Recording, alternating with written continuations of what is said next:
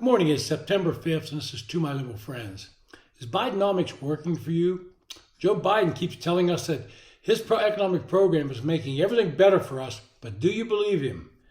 Joe Biden's approval rating hovers near the 40% mark. On the question of whether the country is heading in the right direction, the numbers are even worse. Only 22% said we're moving in the right direction, and 46% said the country was on the wrong track.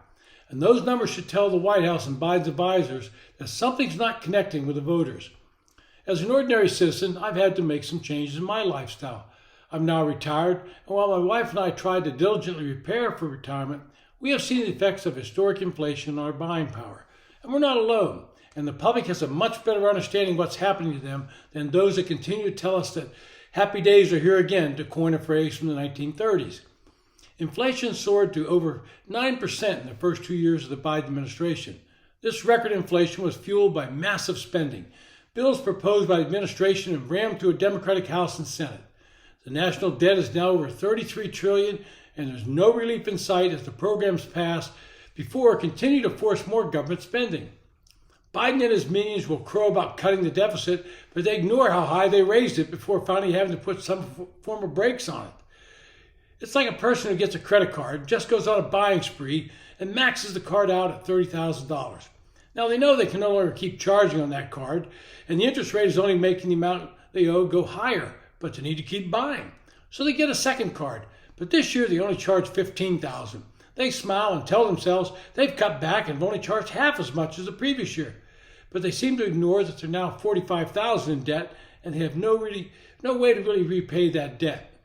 And this is where we are now as a nation. For years, interest rates were near zero, and a prime rate between 2009 and 2021, the Federal Reserve rate averaged just only 0.5%.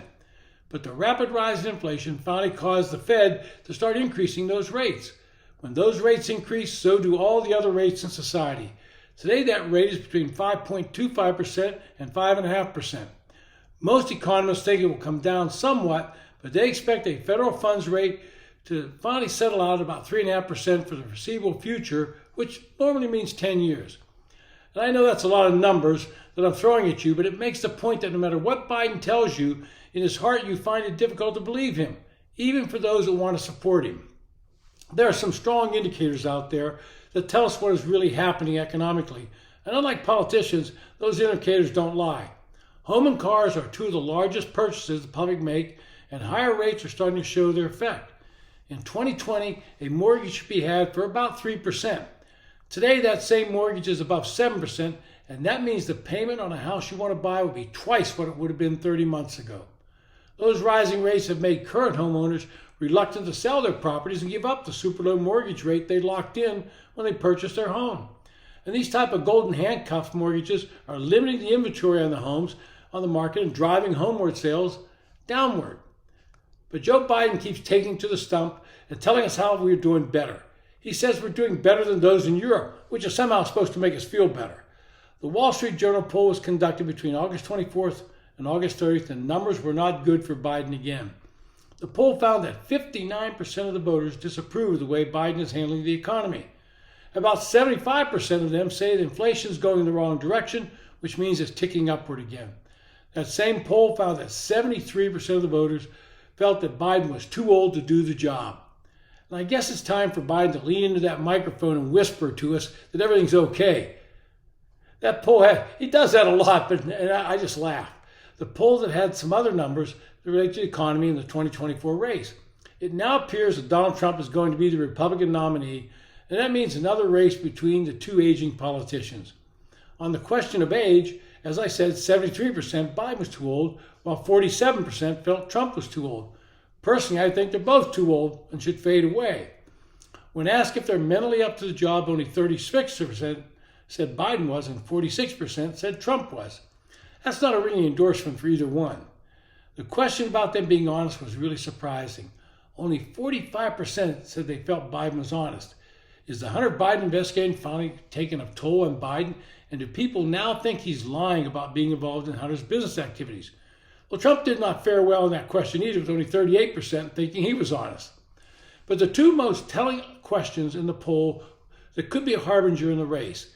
Ask which one had a vision of the future for the best, and Biden came in at 44%, while Trump was at 52%.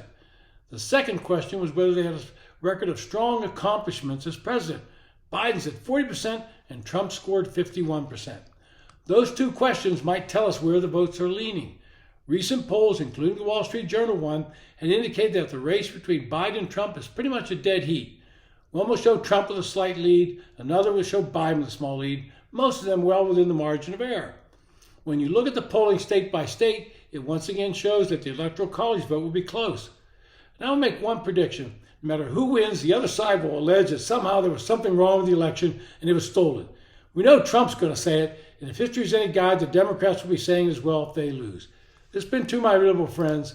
Thanks for listening. If you enjoy the podcast, recommend it to your friends. Hit the subscribe button, and hey, if you got a comment, leave it.